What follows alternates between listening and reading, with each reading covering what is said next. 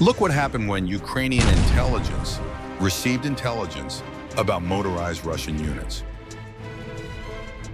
Of course, they used this intelligence in the best way possible to defend their country. The Ukrainian forces, who destroyed all the motorized units they detected one by one, did not forgive the soldiers whose motorcycles were damaged and completely neutralized them. And finally, they breathed a sigh of relief, albeit briefly, because they had thwarted another attack. Stay tuned. Finally, the soldiers who escaped from the motorized team and fled to the shelter are located and neutralized. How effective do you think motorized attacks are?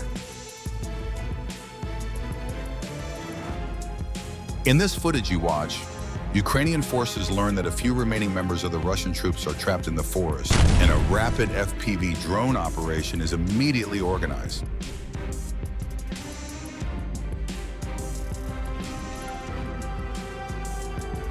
Ukrainian drone operators seem to be taking more precautions when the temporary ceasefire between Russia and Ukraine yields negative results. The Russian target this time may be a bit surprising, but it's a Ukrainian FPV drone against a Russian scooter fighter. His friends just escaped and saved himself, and the Russian soldier was left alone in the open air, defenseless against the HPV drone. Then he was neutralized by the Ukrainian FPV drone.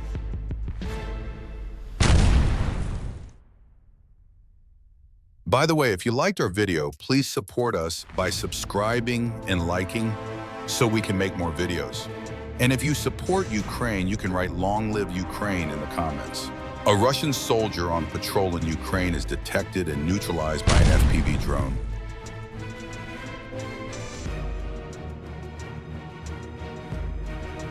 And another soldier marching.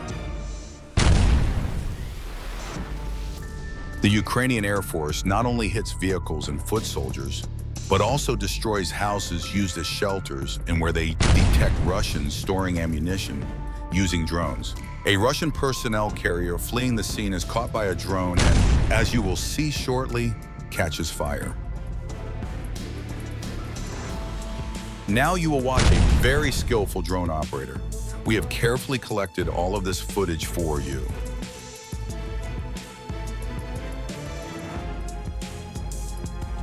Using drones, it gets right to the heart of the enemy units and carries out the operation from there.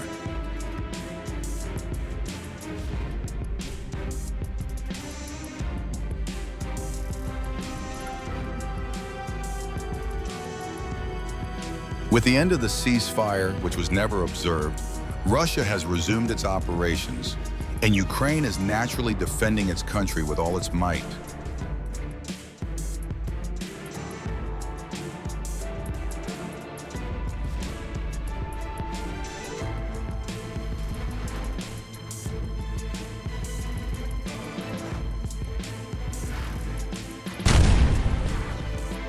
We should also note that talks to sign a ceasefire are planned to be held in London on April 23rd.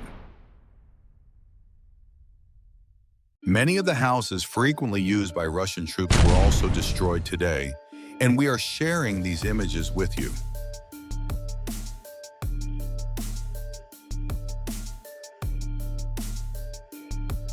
These houses were used as shelters and trenches and for ammunition storage, and were a factor in helping logistics for the Russians, but they were destroyed one by the Ukrainians.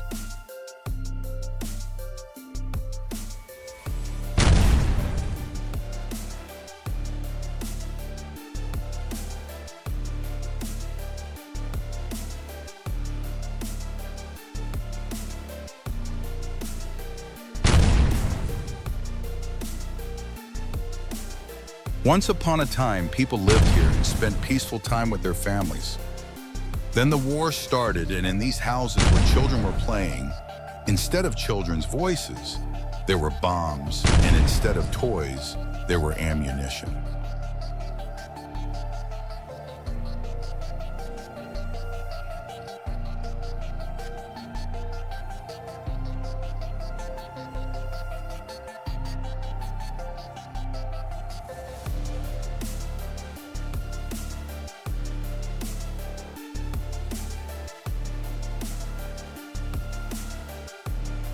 So what exactly was the ceasefire between April 19 and 21?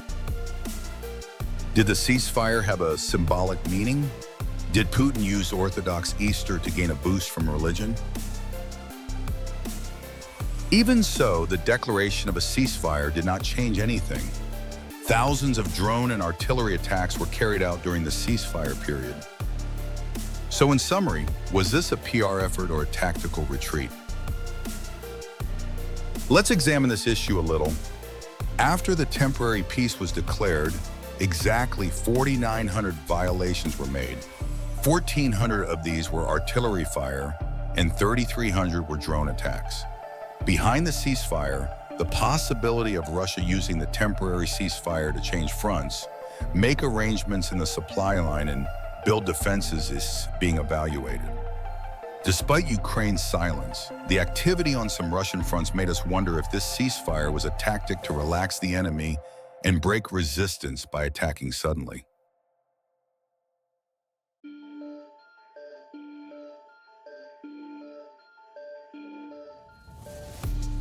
Another aspect of the ceasefire could be to claim and imply to the Russian people how much Putin is a pacifist. There may have been an effort to keep the public's morale high in Russian domestic politics in the post-election period. Russia's sudden increase in attacks after the ceasefire brought to mind the examples of the 2014 Crimea and 2015 Syria. In these cases, Russia first requested a ceasefire and then launched attacks.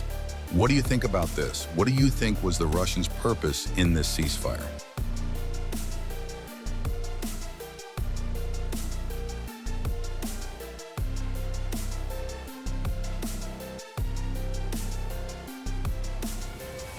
To make these videos, we research Ukrainian and Russian sources and find the most accurate and up-to-date information and images for you.